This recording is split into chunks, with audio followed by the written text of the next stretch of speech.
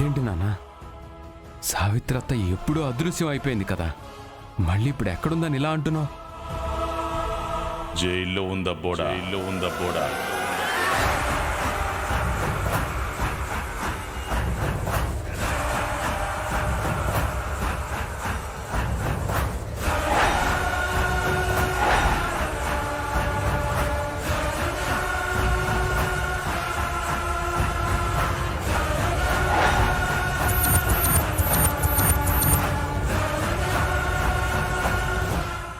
జైల్లోనా?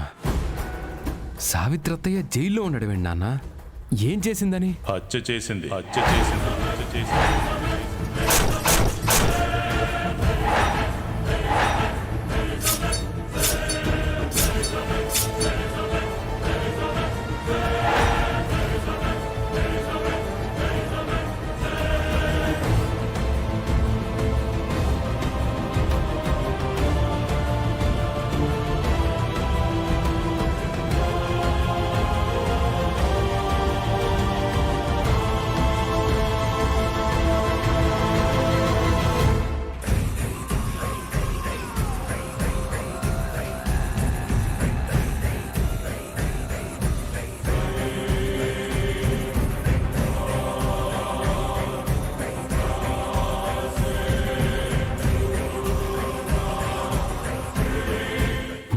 God, సావిత్రత్తయ్య అసలు ఎందుకు హత్య చేయాల్సి వచ్చిందన్న?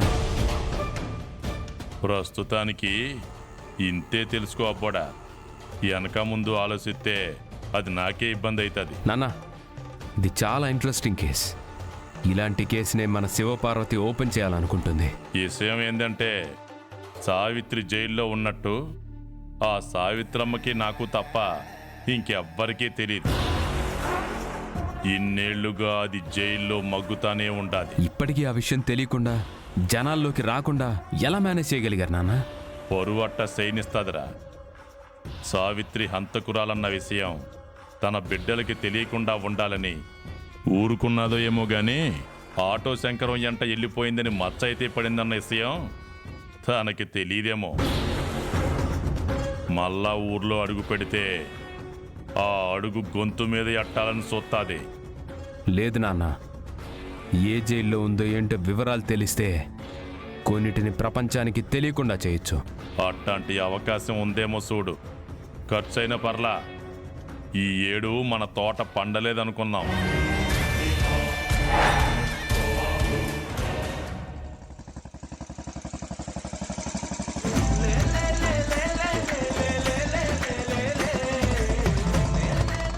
ఈ ఊరు బాగానే పచ్చగా ఉంది బావా, పంటలు బాగా పండుతున్నాయి అనుకుంటా.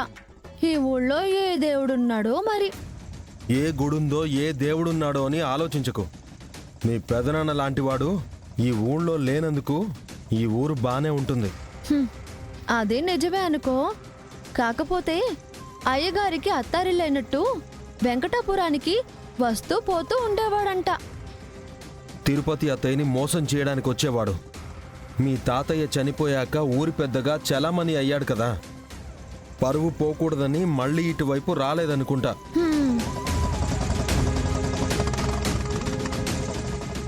ఏమ్మా, భారతి గారి ఇల్లెక్కడా? ఆవిడకి మీరేమవుతారు? దూరపు చుట్టాలంలే. అట్టాగైతే నేను చెప్పను. అమ్మా అమ్మా, అయ్యో, అదేంటి శివ, భారతి గారి ఇల్లెక్కడానే కదా అడిగింది, చెప్పనని వెళ్ళిపోయిందేంటి? అదే కదా నాకు అర్థం కావట్లేదు. ముందుకెళ్ళి ఇంకెవరినైనా అడుగుదాం బావా. సరే.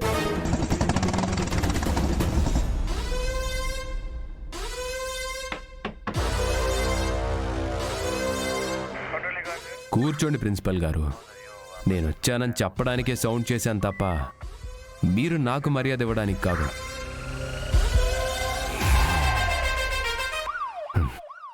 కూర్చోవచ్చా? కూర్చోండి సార్, ప్లీజ్.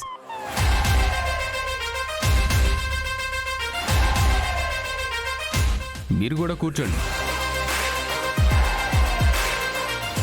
నేనెందుకు వచ్చానని మీరు మనసులో రకరకాలుగా ఆలోచిస్తూ ఉంటారు. మీకున్న అనుమానాలు కాసేపు పక్కన పెట్టండి. ఎందుకంటే మీ మీద నాకే అనుమానాలు ఎక్కువ అవుతున్నాయి. నేనేం చేశాను? నేను మీ స్కూల్లో పనిచేస్తున్న శ్రీవల్లిని ఇష్టపడ్డానని మీకు తెలుసు కదా. అవును సార్, పాపం మీరు శ్రీవల్లిని పెళ్లి చేసుకోవాలనుకున్నారు కానీ నాగవల్లి మెళ్ళలో తాళి కట్టారు. చూసారా, నా మీద మీకు కూడా జాలిగా ఉంది. బళ్ళోనే ఇలా ఉంటే నేను ఉద్యోగం చేస్తున్న పోలీస్ స్టేషన్లో నన్ను చూసి ఇంకెంత జాలి పడుతుంటారో ఒక్కసారి ఆలోచించండి ప్రిన్సిపల్ గారు. ఎవరెన్ని అనుకున్నా తన మీద నాకు ఇష్టం పోవట్లేదండి. ఏం చేద్దామంటారు? నేనేం చేస్తాను సార్? ఆహా, నన్నేం చేయమంటారు అంటున్నా. ఒకసారి సైకియాట్రిస్ట్ని కలిస్తే మంచిదేమో సార్. నన్ను పిచ్చోడిని అనుకుంటున్నావు కదూ? అయ్యో, నా ఉద్దేశం అది కాదు సార్. నేనేం చేయాలో మీరు చెప్పట్లేదు. పోనీ మీరేం చేయాలో నేను చెప్పనా?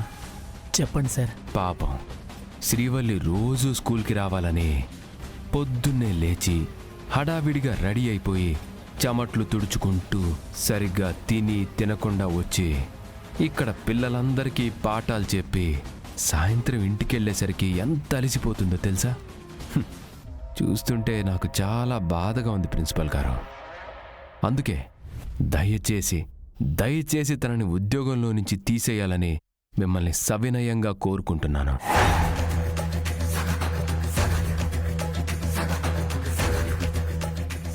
చెప్పండి సార్, రేపటి నుంచి స్కూల్కి రావద్దని చెప్పండి సార్. తనకి ఇదొక్క పని చేసి పుణ్యం కట్టుకోవచ్చు కదా.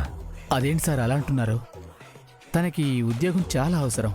తనకొచ్చే జీతం వేడి నీళ్ళకి చన్నీళ్ళలా వాళ్ళన్నకి ఎంతో కొంత ఉపయోగపడుతుంది కదా సార్. సర్లే, మీరెలాగో తీసేయలేరు కానీ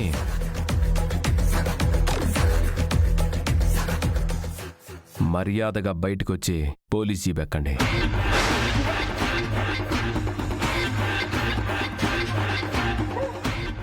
నేనేం తప్పు చేశాను సార్? ఇది డస్ట్బిన్నే కదా? అవును సార్.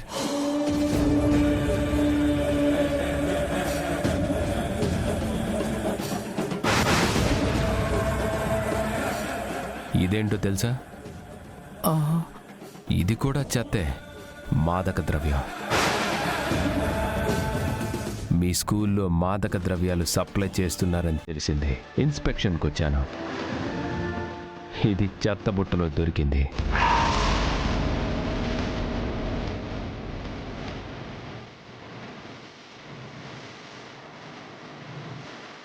సార్ ప్లీజ్ సార్, శ్రీవల్లిని ఉద్యోగంలో నుంచి తీసేస్తాను సార్. దయచేసి ఆ చెత్త డబ్బాలో నుండి అది తీసేయండి సార్. పూర్ ప్రిన్సిపాల్, ఎందుకయ్యా కంగారు పడిపోతారు?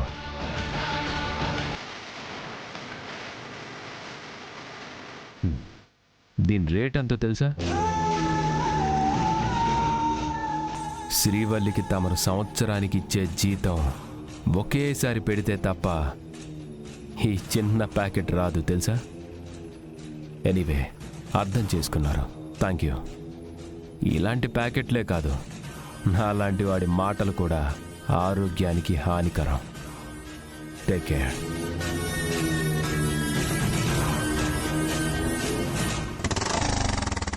అమ్మమ్మ, ఈ ఊళ్ళో భారతి గారిని కలవాలని వచ్చాం. వాళ్ళు ఎక్కడుంటారు? ఆవిడ గారిని గారు అని పిలుస్తున్నారు.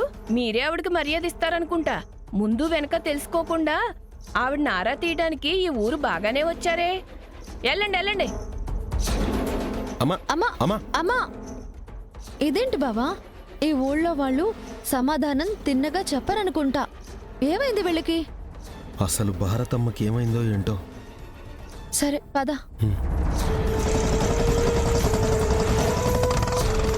ఏమండి, ఇక్కడ భారతి గారి ఇల్లు ఎక్కడా? ఏమండి, ఈ మహానుభావుడు మరీ విచిత్రంగా ఉన్నాడు. కనీసం తెలుసనో తెలీదనో ఏది చెప్పట్లేదు. ఎలా లుక్కిచ్చి వెళ్ళిపోయాడో చూసావు కదా. పద.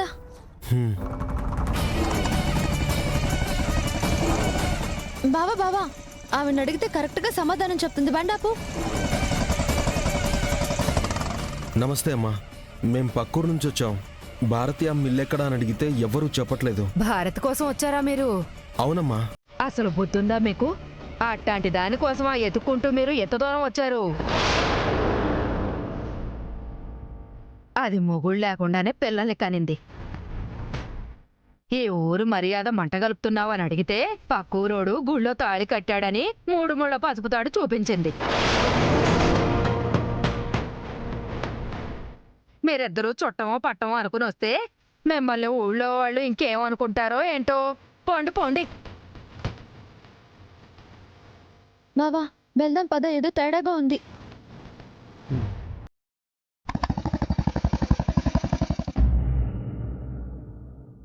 ఇది నీకు, ఇది నీకు.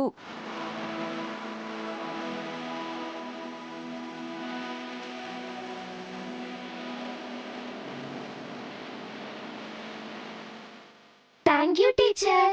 You welcome. Happy teachers day teacher. Thank you Aditya. Thank you Rohan.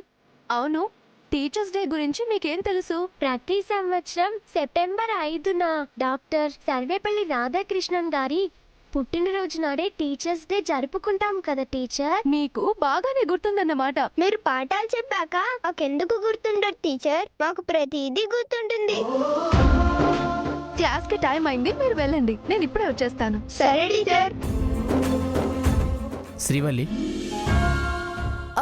Good morning sir. Good morning అమ్మా. నీలా పాఠాలు చెప్పే టీచర్ని నేను ఎక్కడా చూడలేదు. Thank you sir.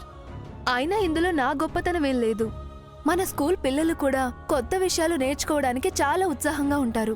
అందుకే ఇలాంటి క్వశ్చన్స్ కి స్టూడెంట్స్ ఆన్సర్ చేయగలుగుతున్నారు. నీలాంటి టీచర్ ఉద్యోగం మానేస్తే మళ్ళీ మాకు దొరకడం చాలా కష్టమమ్మా. అయ్యో, నేను జాబ్ మానేస్తానని ఎవరు చెప్పారు సార్? షణ్ముఖం గారితో నా పెళ్లి జరుగుతుందని నేను స్కూల్కి రాననుకున్నారా? అలాంటిదేం లేదు సార్. నేను జాబ్ చెయ్యాలని వాళ్ళ అమ్మా నాన్న కూడా బాగా ఎంకరేజ్ చేస్తున్నారు సార్. కానీ ఇక్కడనే కాదు శ్రీవల్లి, నువ్వు ఎక్కడైనా రాణించగలవు. నీకు ఆ టాలెంట్ ఉంది. All the very best. Thank you very much sir. కానీ దీనికంటే మంచి జీతం, మంచి ఉద్యోగం రావాలని నేను ఈ స్కూల్ వదిలిపెట్టి వెళ్ళను. నాకిక్కడ కంఫర్ట్గానే ఉంది. కానీ నాకు లేదమ్మా.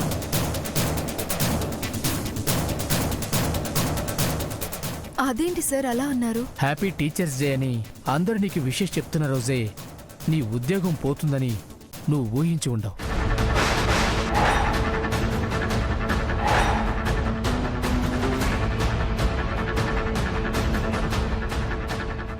వాళ్ళు ప్రతి సంవత్సరం చెప్తారు, కానీ నాకే ఈ మాట చెప్పడానికి చాలా ఇబ్బందిగా ఉంది. సార్, నన్నెందుకు తీసేస్తున్నారు? కారణం చెప్పగలరా? అది కారణం చెప్పాలని లేదమ్మా. చెప్పడానికి ఏం లేదు సార్. ఎందుకంటే నేను ఎక్కడ ఏ చిన్న మిస్టేక్ కూడా చేయలేదు. మాకు నీ సేవలు అవసరం లేదు శ్రీవల్లి. అయినా ఇదేం గవర్నమెంట్ ఉద్యోగం కాదు కదా. ఇంకెక్కడైనా ప్రయత్నించు. దయచేసి ఈ స్కూల్కైతే రావద్దు. సార్ సార్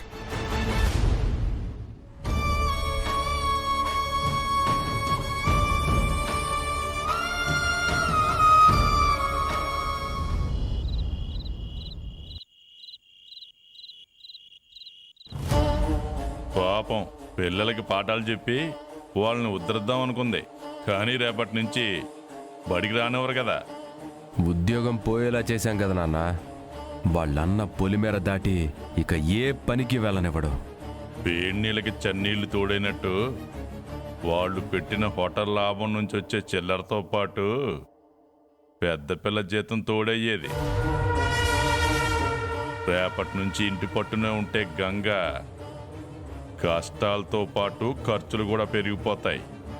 నాన్న, ముహూర్తం పెట్టించుకున్న శ్రీవల్లి పెళ్ళైపోయాక నాకే ఉద్యోగం లేకపోయినా పర్వాలేదనుకుని కులాసాగా బతకాలనుకోవచ్చు. ఆడి అమ్మా నాన్నల్ని తెలివిమంతుల్ని చెయ్యాలి.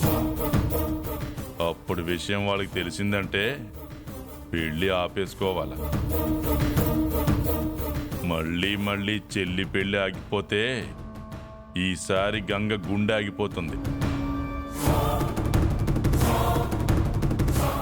మళ్ళీ శ్రీవల్లిని పెళ్లి చేసుకోవడానికి ఎవ్వరూ ముందుకు రాకూడదు. ఇక ఈ జన్మలో పెళ్ళవదన్న ఆలోచనలో గంగ పడిపోయినప్పుడు నేనే దిక్కవ్వాలి.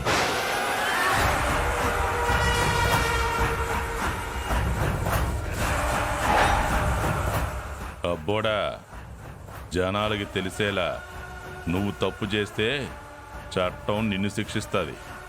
ఎవ్వరికి తెలియకుండా వేసేయాల. అయ్యా, చెప్పు. శివమ్మ గంగ వెంకటపురానికి పోయినారంట.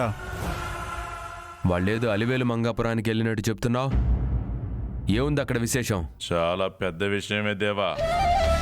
భారతి అని ఒక అమాయకురాలుండేది.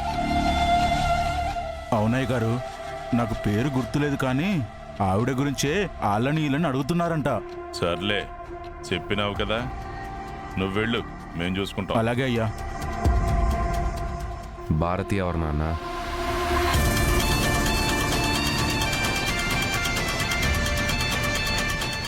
నేను మనసు పడ్డ మంచి మనిషి దేవా.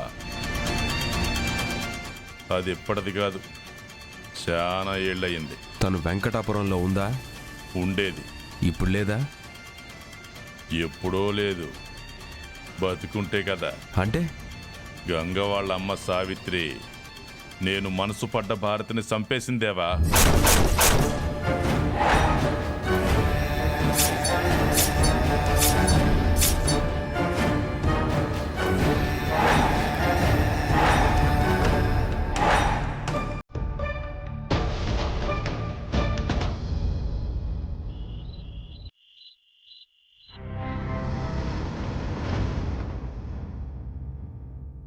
హ్యాపీ టీచర్స్ డే అని అందరూ నీకు విషెస్ చెప్తున్న రోజే నీ ఉద్యోగం పోతుందని నువ్వు ఊహించి ఉండవు.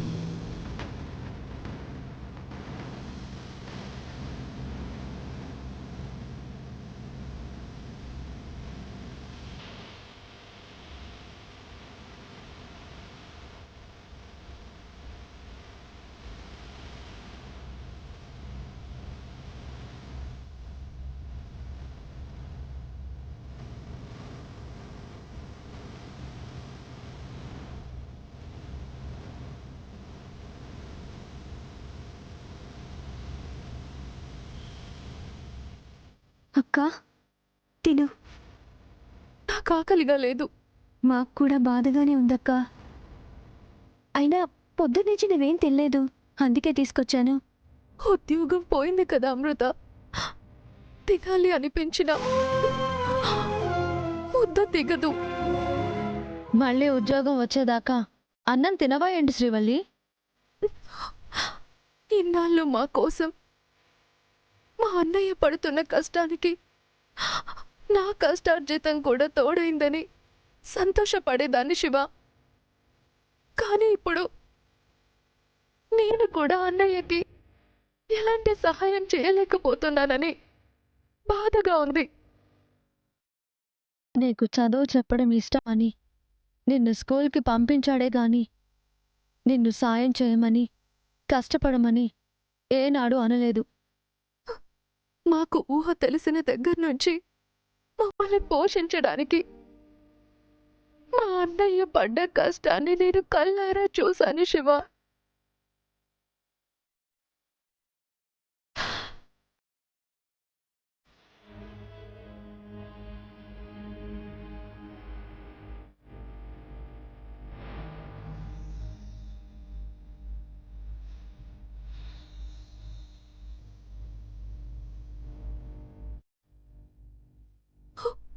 వీళ్ళకి గుర్తుండకపోవచ్చు కానీ నాకు గుర్తుంది. మా కడుపు నింపడం కోసం అన్నయ్య పస్తులున్నాడు.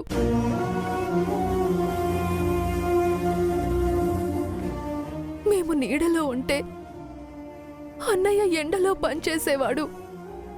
మా అందరికీ పట్టీలు బట్టలు అని ఏదో ఒకటి తను కష్టపడుతూ ఆ కష్టం మాకు తెలియకుండా తెచ్చేవాడు. ఏదో ఒక పని చేస్తూనే మమ్మల్ని పెద్దవాళ్ళని చేశాడు. ఇప్పుడు కూడా అన్నయ్యకి సహాయపడకపోతే ఇక నా జీవితం ఎందుకు శివ?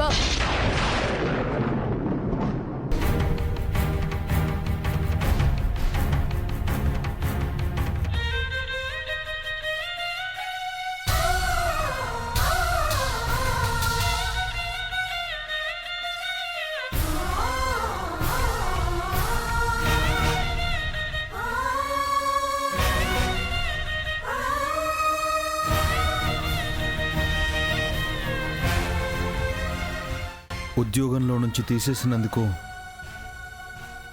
నువ్వు బాధపడకూడదమ్మా.